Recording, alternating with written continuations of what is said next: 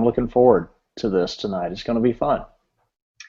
Now, Kirk, we are talking obviously about value pricing. Um, a lot of people have different definitions about what pricing is, and I think that's the starting point for us tonight. Can you walk our viewers through just the simple definitions of what is value pricing? And then we would all love to hear why are you so passionate about it, and what's your story about what brought you to where you are in your professional career as well as your consulting career with value pricing. Sure. So pricing in itself is a very broad field that accomplishes or encompasses several things. You can actually find things such as the Professional Pricing Society, and there are college courses and books dedicated to pricing. Value pricing is simply kind of one way to approach pricing, particularly for anything that's professional services, so creative, accounting, development, those kind of things. When we talk about value pricing, I always say that value pricing in its core is two skills. It's the ability to identify value, and then a separate skill, the ability to price based on that value. Now, value is simply the impact that a project you're working on is going to have on the customer. A lot of times the impact will be financial. It's going to decrease costs. It's going to increase revenue or increase profitability. It can also be intangible, so it can affect things such as morale or productivity.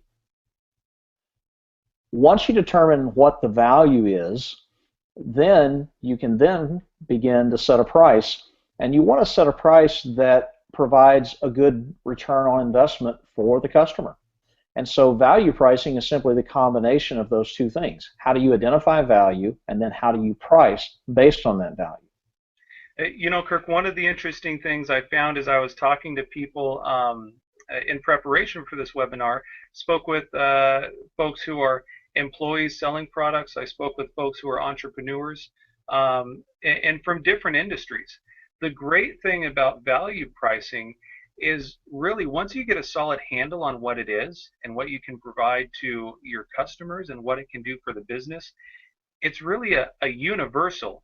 In other words, it's not going to be something that only you can do or only I can do, but if you are selling something on eBay or if you're a Fortune 500 company, you can take this philosophy and use it to help your customers and grow your business.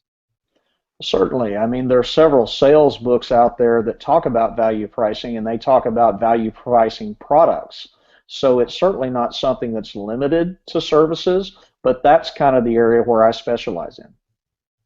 Now, I want to get to kind of the meat of your story because value pricing is one thing, understanding what the definition is, but what does it look like in your life and in your business as you made that transition from a different business model and a different pricing structure? How did you make that transition, and how has it impacted you recently? Sure. So I've been in business for 15 plus years with my software company. And for up to 4 years ago, we did business the way most service businesses operate. They have an hourly rate. And so the way that they charge the customer is they track their time, they multiply the number of hours they spend on something times their hourly rate, send an invoice to the customer. The irony of it is about 5 years ago, I was on a panel discussion at an industry conference, a developer conference, and I was the advocate for hourly billing on this panel. There was also somebody else who was an advocate for value pricing. And during the course of our discussion, he said one thing that rocked my world. He said, if you bill by the hour, there's an artificial limit on your income. And I remember as vividly now as I do then, my internal reaction was hell no. I I love entrepreneurs. I love capitalism, and so just the idea that anything would limit the amount of income that I could earn didn't feel right to me. And so I actually came back from that conference, and I spent about 3 months studying value pricing. I read some books on it. I looked for websites, At the end of those 3 months, I went on a podcast with the person who had been the value pricing panelist, and on that podcast made a public commitment to switch my business to value pricing within 12 months. We did that and had some good success with it. Some of the success we had, the very first proposal that I submitted to a customer based on value pricing, I doubled the price and I won the business. In our first year operating under value pricing, we increased our revenue by 56%. The second year, we increased it 79%. So we've now been practicing value pricing for over 4 years, and we have been successful with it. We've made some mistakes, but I'm not going back. I've told people that if I had to go back to billing by the hour, I would just shut down the business. You know, Kirk, you very casually said something that I think anybody who is in any type of business would want to be able to echo and say as well, that you doubled your price and you won the business. That now we should have titled the webinar "How to Do That," right? But that's incredible, and you are providing value, and more importantly, it's not that you're ripping anyone off. You're simply getting paid what you're worth, correct? Yes, I mean, sometimes when people are first exposed to value pricing, they may think, well, this is simply a way to gouge the customer, and really it's not. It actually aligns what you're doing as a professional with the customer. So let me kind of compare this to hourly billing. In hourly billing, it is in the customer's best interest for it to take as few hours as possible so they get the lowest price. It is in the professional's best interest for it to take as many hours as possible for the highest revenue. That's a conflict of interest. In fields like law, they actually spend a lot of effort to make sure they don't have conflict of interest. Yet, in professional services, this conflict of interest exists when you bill by the hour. With value pricing, you start the conversation with the customer about what's important to them. And then from there, you determine together what is the value that this is going to create. And then you simply set a price based on the value. And you're not trying to capture a price, or you're not, with the price, you're not trying to capture all the value you create. You want to create a fair return on investment. And so value pricing, in my opinion, is actually aligning the professional's interest with the interest of the customer. You're both rowing the same way. You know, from my personal experience, and just for the folks who are watching this on the broadcast live right now, I had the great pleasure of meeting Kirk in person, and we got to talking, and I said, well, you know, I'm a fee-only service provider, and he said, well, I'm a value pricing service provider, and we got to talking, and we realized that we were both passionate about the same thing, and it's for the reasons that you just stated, that it aligns the interests of me as someone who's bringing something to the customer with their needs. One of the things that I love is that I can come to you and say, I'm going to give you a certain service. It's going to be at a flat rate, and really hammer out the expectations between both parties. So there's no assumptions about what either side is going to provide or what either side is going to get. It's very clean. It cuts out a lot of the gray area in the relationship. And what I've found after being a value pricing advocate for not quite 4 years at this point, I made the transition, is that the level of trust between me and my customers has grown exponentially as compared to the other type of business model that I once practiced within my industry. Yes, I mean, you're exactly right. Again, to contrast, you know, I call it hourly billing, and I choose my words carefully there, and value pricing. I don't think when you use an hourly rate, you're actually pricing. You're billing. What is billing? Billing is you send an invoice after the fact, and the customer hopes that your estimate was somewhat close. And usually the professional ducks, hoping the customer doesn't raise a question about, well, why'd you spend so much time on this? Mm-hmm. Value pricing actually sets a price before you do the service. And it sets the buying experience the same way customers buy most other things, whether they're buying a Happy Meal or a car, they get the price first and then they decide if they want to buy. And as professionals, I think we can offer the same experience.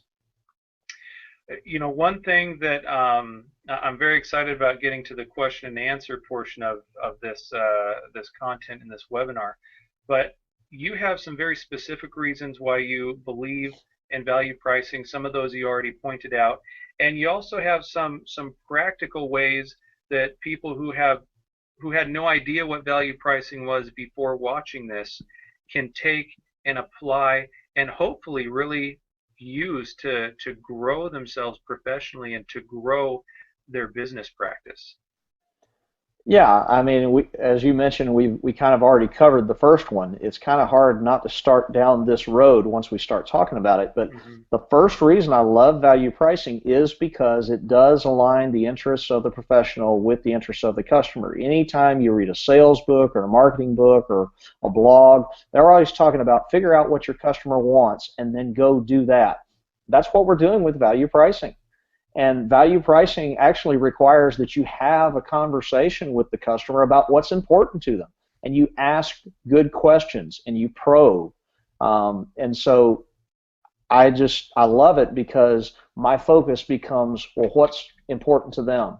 And then that becomes important to me because, one, we're determining what's the value, and two, then we're going to set a price. And, for anybody, clarity beats anything else. When you set those expectations and you align the motivation, because now there's never going to be a question of, okay, is Kirk padding his hours? That can't even happen. You're going to know that everything that Kirk is doing for me, or everything that value pricing professional is doing for me, is in my best interests within the scope of our contract. Yeah, it's funny you mentioned padding hours. I'm reminded of a movie, The Firm, came out many years ago, but trying to remember the actor. I think Tom Cruise. Hopefully I got that right. There's a scene where he's sitting down with one of his customers, and Tom Cruise is trying to figure out, how do I get out of this predicament? And his client goes, "You didn't spend 33 hours last month on my account." And Tom Cruise looks at him and goes, "What, 33 hours?" And what comes out of the conversation is Tom Cruise didn't pad the hours. Somebody at his office padded the hours and sent the invoice. And the customer in the conversation goes, "I know this is standard practice for you guys." And what Tom Cruise realizes is this is mail fraud. It's illegal. And so I think the whole hourly billing thing is broken. Some of the circles that I run in, we call it the ABH, the Almighty Billable Hour, as if it's this thing to be worshipped. And I just think it's broken. You were talking about that. I guess the first reason that I mentioned was aligning. Another reason that I'll throw out there that I really like value pricing is because it encourages you to find the why behind the what. If a customer comes to you and they say, "Hey, I want a website." Okay, well, why do you want a website? Well, other people in my industry have a website. Really?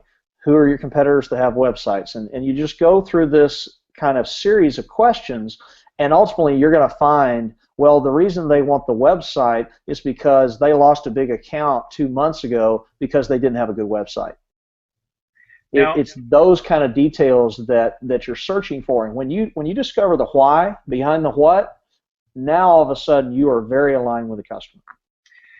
What do you say, Kirk, to those professionals who look at value pricing and they get it, they see the benefit, but then it's hard to make that shift, right, from a business or a service that is built on a completely different method of making your money, feeding that bottom line. If you're an hourly biller, what would you say to them, the folks who are scared of making that transition, who see the value, but they say, "Gosh, how can I do that and make it viable?"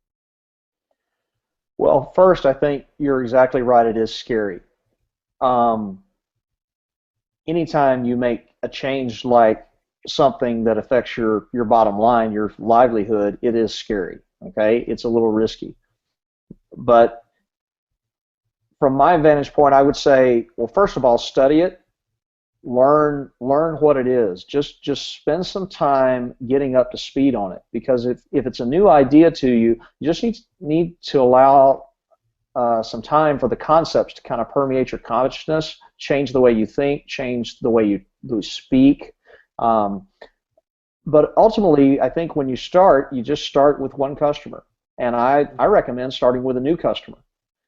It is harder to switch existing customers from hourly billing to value pricing than it is to start with a new one. And I would say start with a new one that's small. Okay, don't try to hit a home run. Just try to go to first base. To use a baseball analogy. So I would say those three things: study it, start small, and start with a new customer. And how long, just to give people a sense of that transition, what was your experience as you did it with your business, and about how long did it take to fully move over to value pricing? It took us actually 13 months. Okay. We had set a goal to do it in 12, and it actually took 13. And we went into value pricing with some fairly large projects that were hourly, and we didn't try to switch those in the middle. It wouldn't have made any sense. We probably would have damaged our relationship with the customer, confused them. It would have taken the focus off the goal. But as we came out of that year, we found that basically three things are going to happen when you ultimately get to switching those existing customers. One, they're going to ask for it, and we actually did have one large customer actually ask us to switch, which that's a story in and of itself. Two, we had a customer who we switched, and they survived the switch, so to speak. In other words, they were willing to go through the transition. They were willing to learn with us. We gained their trust again because we took a risk, and so they wanted to see us going to come out. And then we had other customers who, when we tried to make the switch, they said, "I'm not interested in that." And we had to be committed enough to say, okay, well, this is where we're going. If you don't want to go there, that's fine, but we're not going to continue to do business with you the way we have been. So we actually did fire some customers. And I think that all of those are important points. One of the ones that sticks out to me the most is that if you are dedicated to doing something and you truly believe that it's in the best interest of the people or the companies that you're serving, you have to be willing to let go of the folks who don't agree. And that can be a hard thing, right? Because that's relationships out the door, it's dollars out the door, and in a worst case scenario, it may be a reputation issue. Yeah, it's customer selection becomes a key focus when you're doing value pricing, because there are some customers who are not willing to have that value conversation, and it puts you in a position of going, okay, am I going to do business two ways? Am I going to try to do hourly billing with some and value pricing with others? I don't think you can do that. To me, it creates an internal conflict that I don't think is reconcilable. Value pricing to me is more than just how do you price things. It's a set of beliefs. And what I went through that first year was really changing my belief system.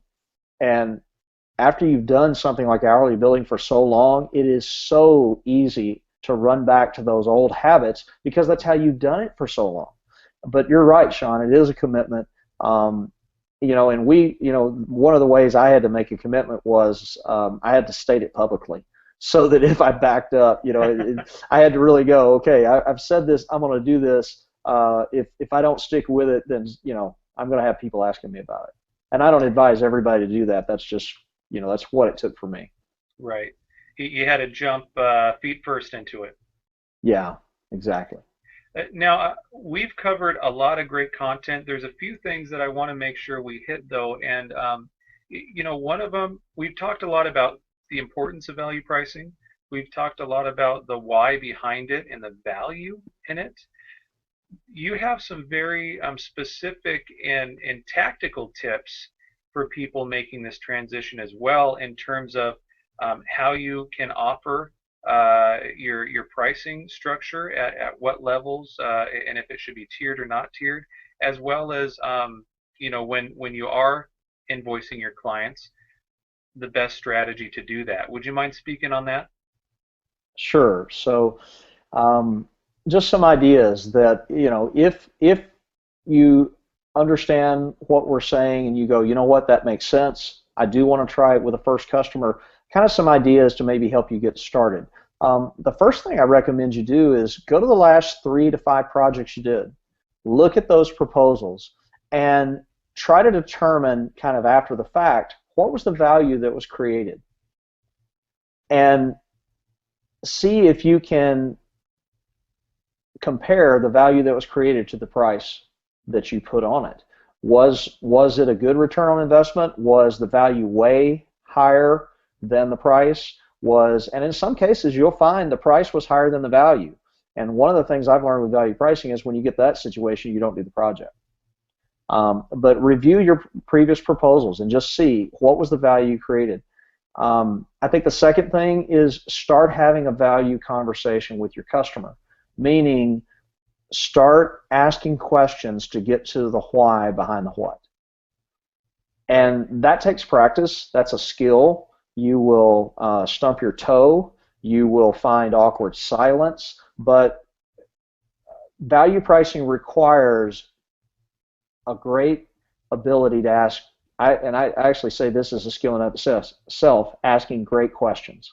You have to be able to ask great questions. You have to know how to ask the question a second and a third and a fourth time to get to where you're going. So just that inquisitive nature, but start having those value conversations.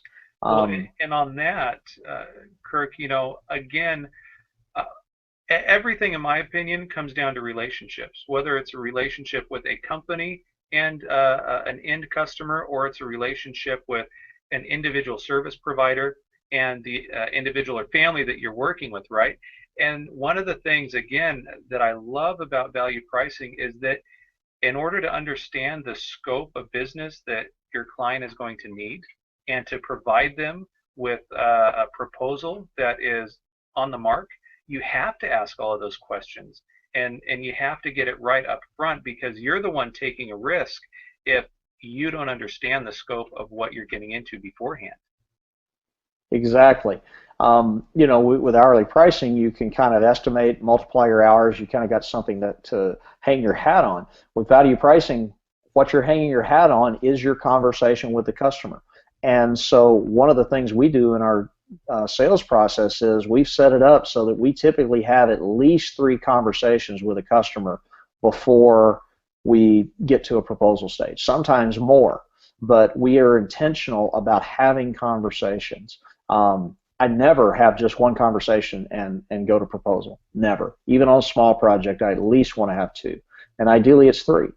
Part of it's because the way our brain works, we ask questions, we get an answer, and then in the shower or working out or driving the car, we think of something. And so I want the ability to kind of gather some initial information, let my subconscious process that, and then come back to the conversation later. And what that does in the meantime is it shows the people you're working with that not only do you want to do a good job, but guess what? You actually care.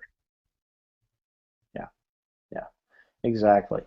Um, another way that you can show a customer you care, and I think one of the key things about value pricing is actually offering the customer options. Um, Being able to, when you get to the point where you determine what the value is, you determine what the scope is, and you're ready to price, that you actually give them choices, and you think about it from the things we encounter in everyday life. You go through a drive-through and order a value meal or whatever. They're going to say nowadays, do you want that small, medium, and large? We've had small, medium, and large drinks, for years and years and years. And if you begin to pay attention to things like the movie theater, the concession stand, other places, pay attention. You'll notice that offering 3 is so common. Look, Apple had their announcements today. They always offer 3 models on the iPhone, right? Good, better, best. Right.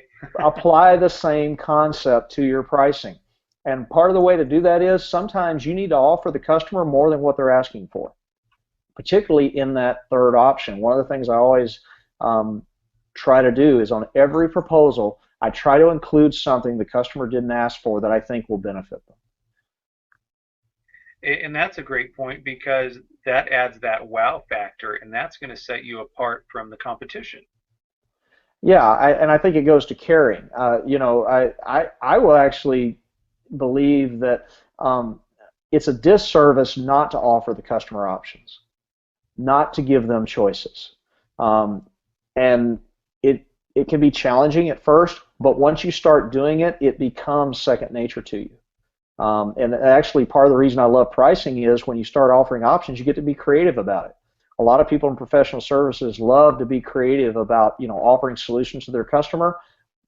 You can be creative about offering options and pricing. You can even experiment and try new things.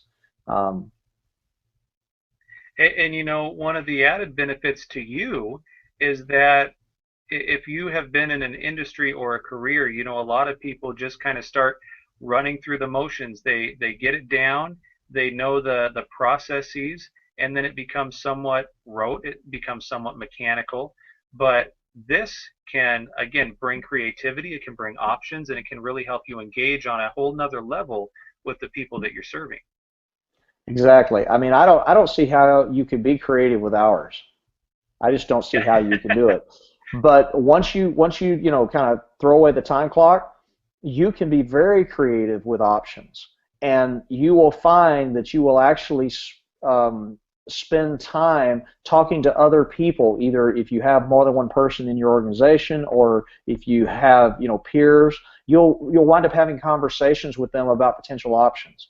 You will again, your brain works, your subconscious. You'll think of an option idea, working out, driving, those kind of things. And that's part of what gets me excited about doing this is you have the opportunity to get creative with it. And by being creative, it's not only fun, but you're serving the customer.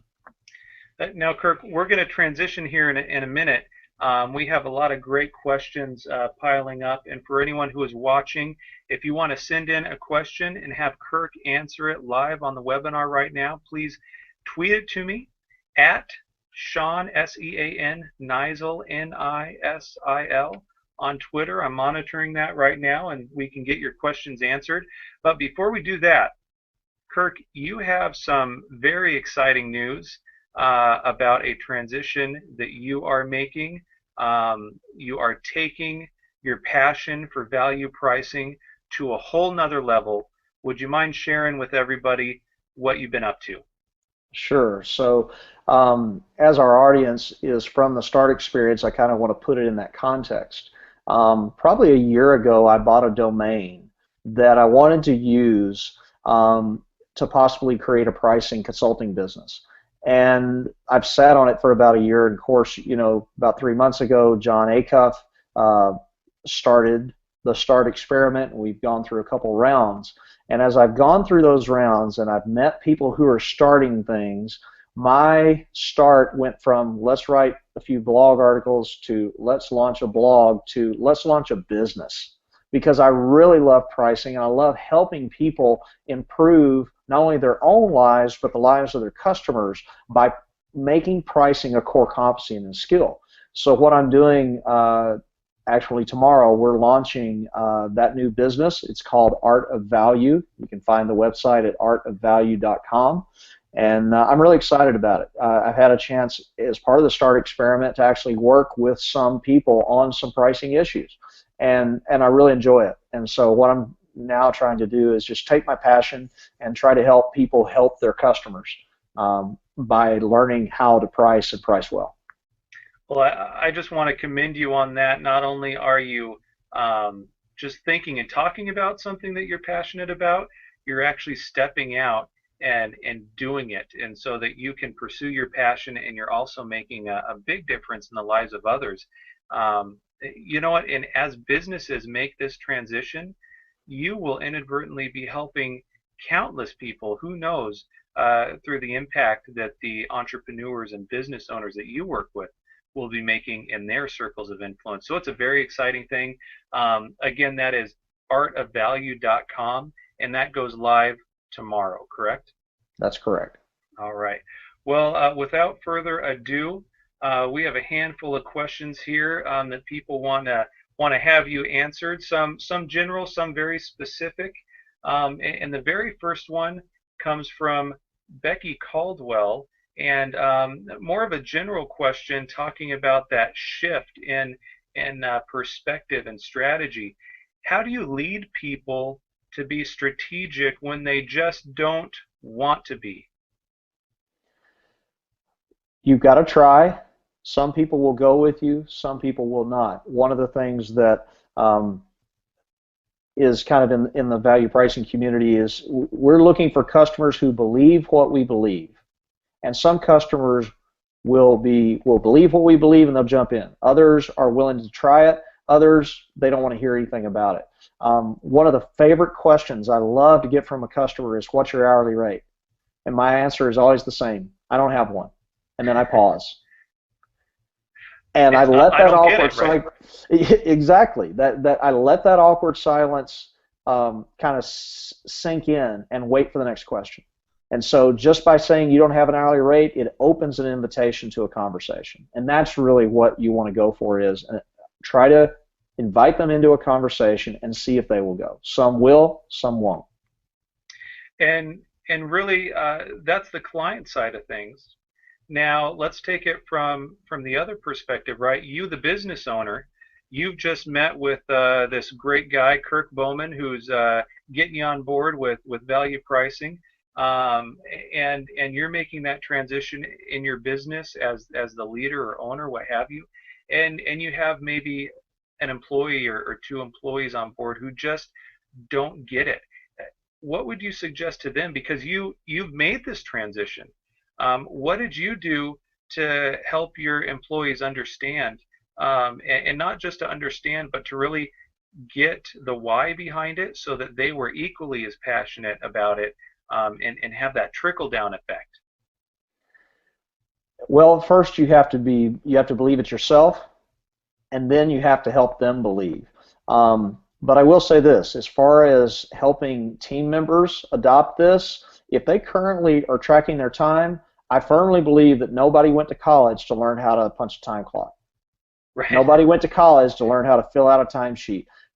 It's the tyranny of the timesheet. It feels like, you're being monitored in second grade.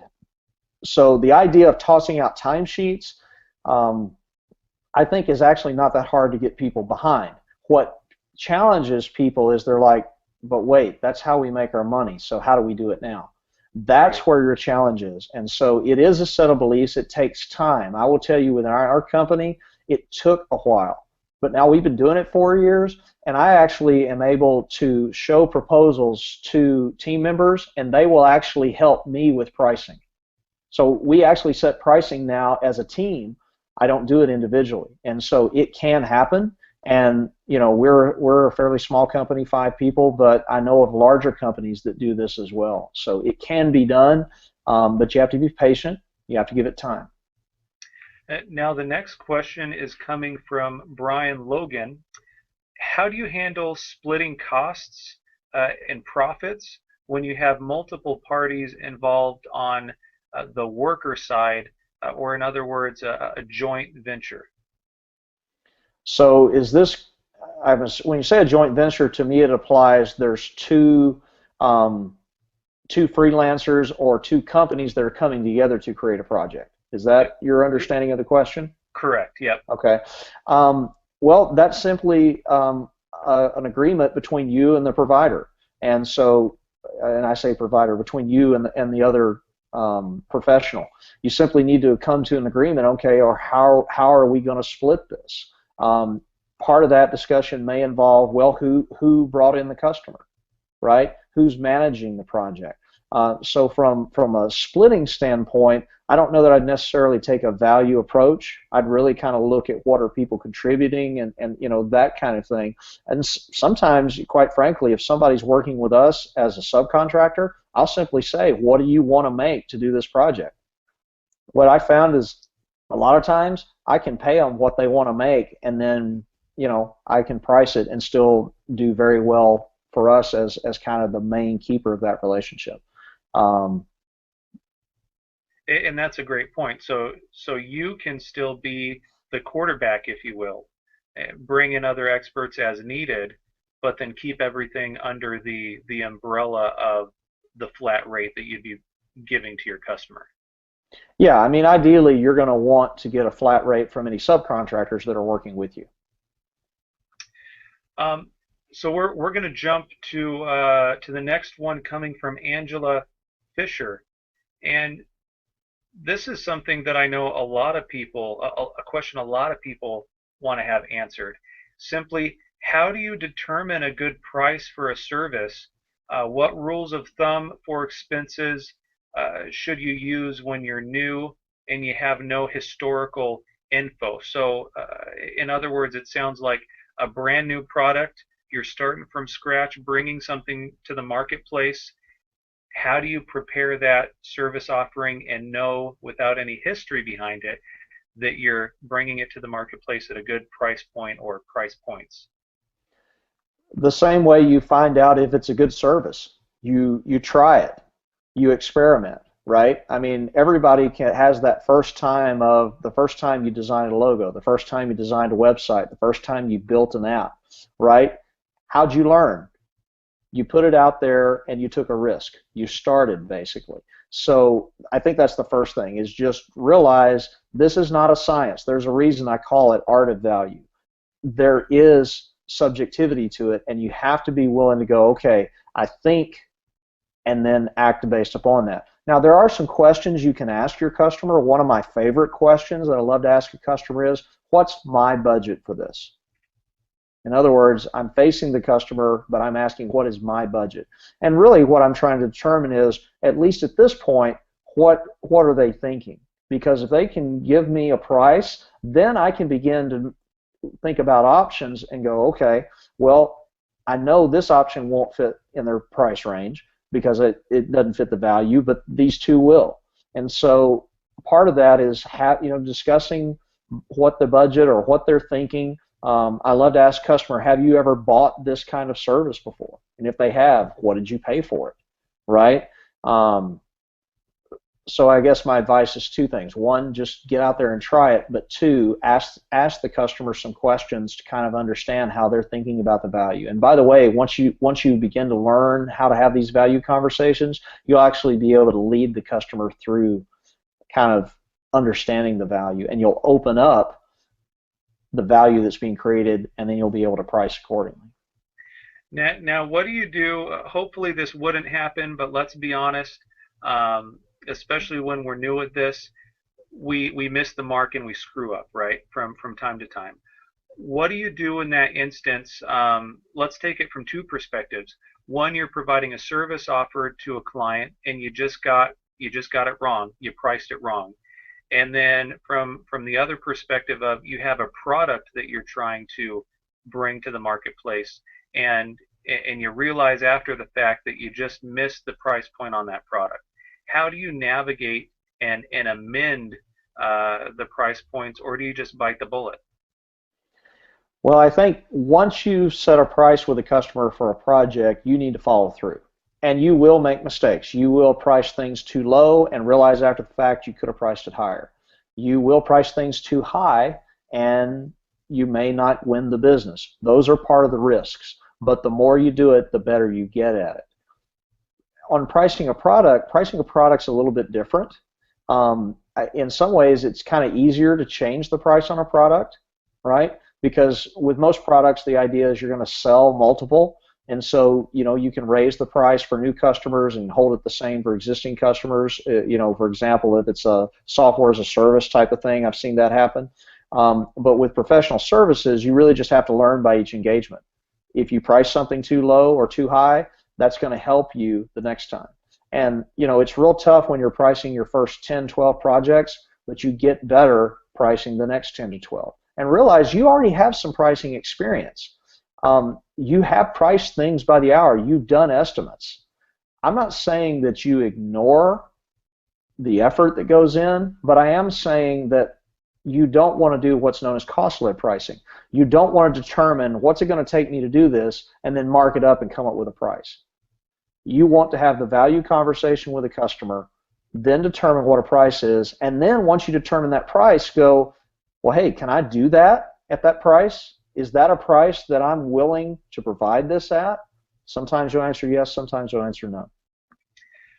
This next question is a good one, from Miranda Ochaki, and really it's a two-part question. You already answered part of it about pricing services, but the second question is a follow-up, really having to do with fear. And she says, I always dread the money question.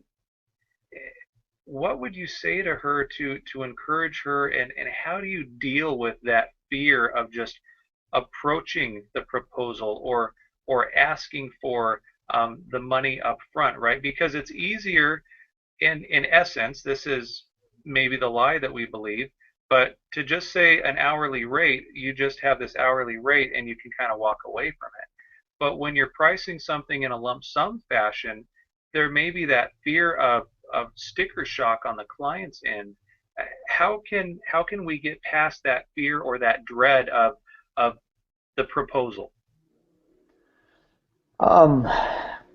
It's funny. I was having this conversation with somebody earlier today, and I think, at least in the creative space, people get into the creative space because they love being creative. They love doing what they do. They love doing their art, their writing, their designing, their developing.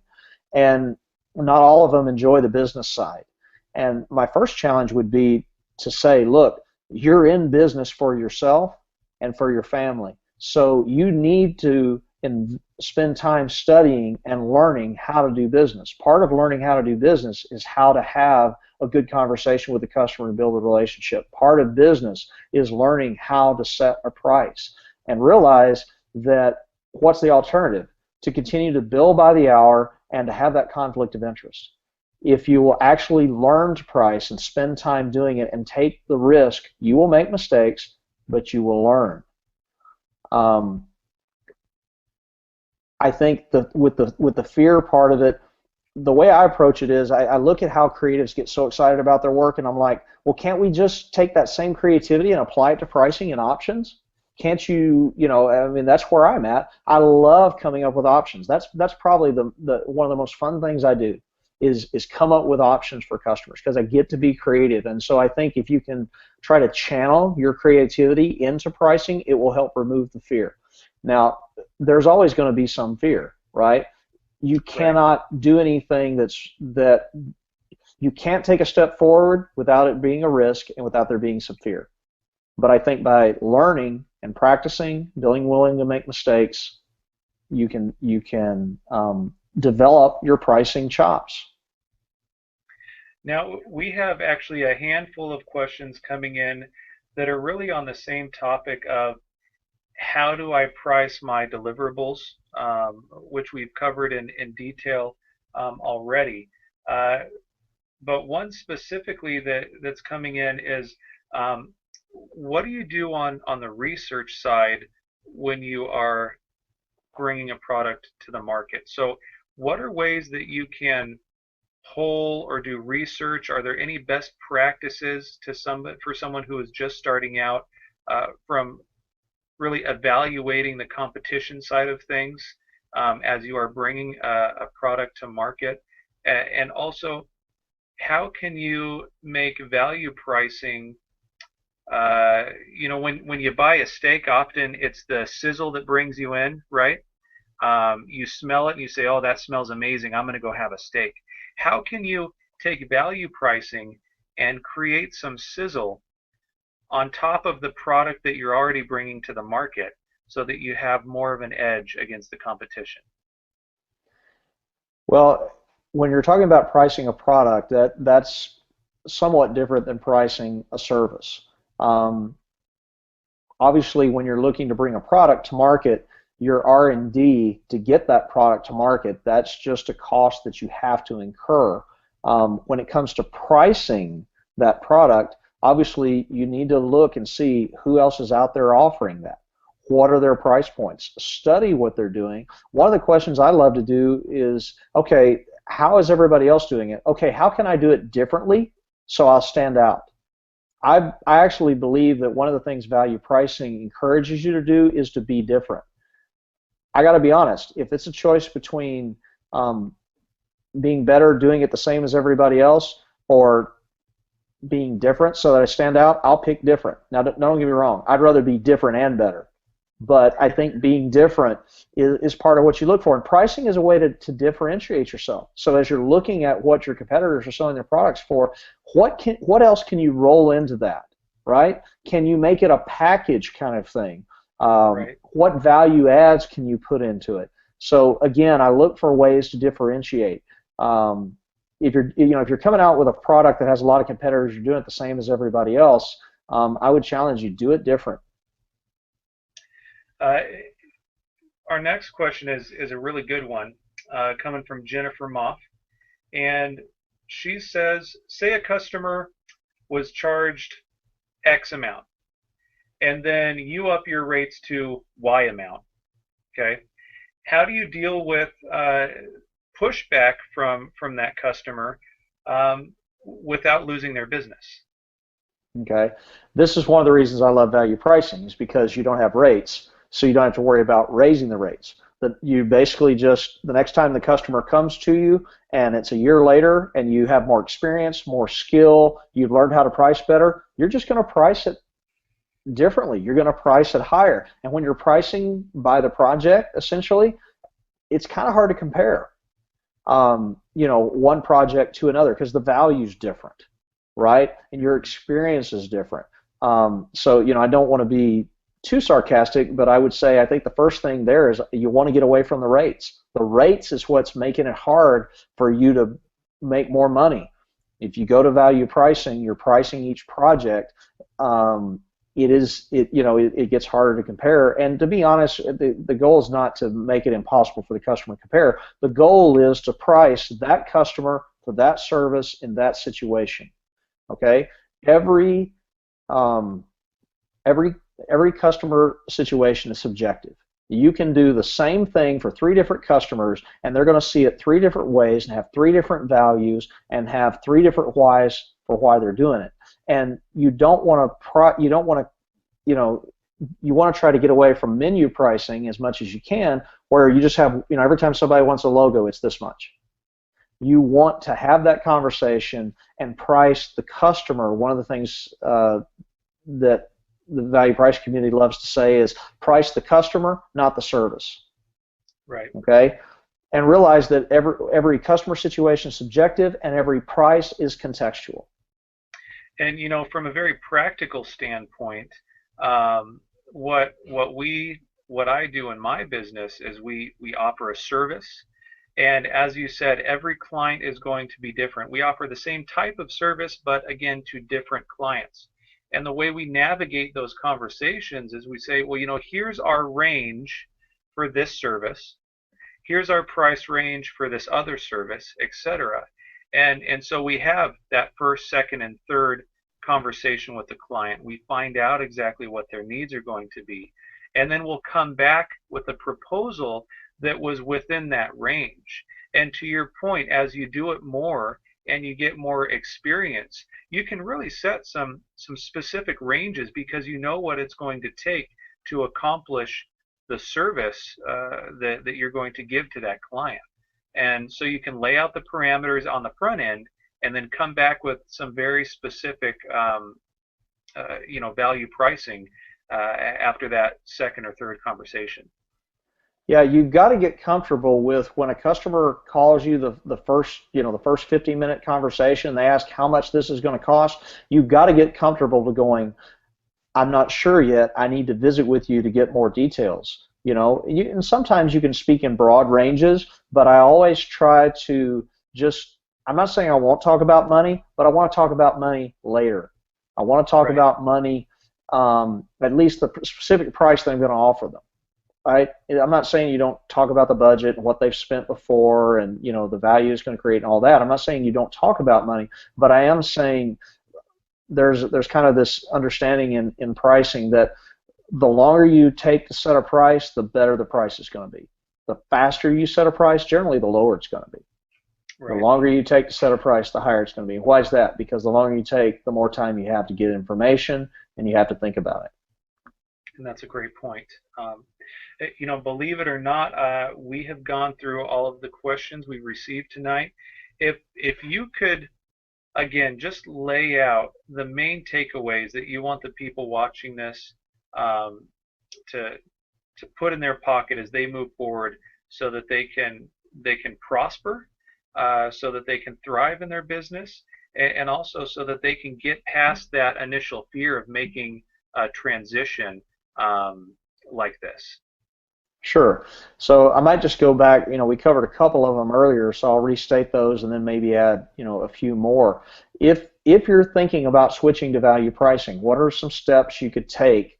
And again, the first one is go back to your last 3 to 5 projects, and after the project's been complete, try to determine what was the value, right? Try to, and it's going to be a guesstimate, but go through that exercise and see what you discover. 2, start having value conversations with your customer. Even if you're still hourly pricing, you can practice having value conversations with your customer. Don't just talk about what they need, talk about why they need it, and learn how to probe and ask great questions. Offer the customer 3 options. I'll go back to what I said earlier. I think it's a disservice not to offer the customer options. Offering options actually helps the customer decide. And Sean, you mentioned a minute ago about learning what their budget is and then being able to come back with an option that's in their budget. That's serving the customer. Mm-hmm. If a customer tells me they want something and then I come back with 3 options completely outside their budget, I've not helped them. Right. Okay, but at the same token, if I come back with 2 options in their budget and 1 above it, but that 1 above it offers something they hadn't thought about, I am serving them in that sense. So again, I think options are part of serving the customer. One of the things that I do with value pricing is also I typically will ask for at least 50% of the money up front. And this is actually, obviously, as a professional, you getting paid in advance is better than trying to get paid after the fact, right? Yeah. And here's something I found. This sounds weird, but we found on projects where we collect the money up front, we bust our butt to serve the customer better. We will actually go further because money's out of the way. If money is still an issue, if I've only been paid 50% and I'm waiting to get that last 50 or that last 25 or whatever it is, that influences how I serve the customer. I mean, you can try as hard as you want, but at some point you're going, do I go the extra mile on this one?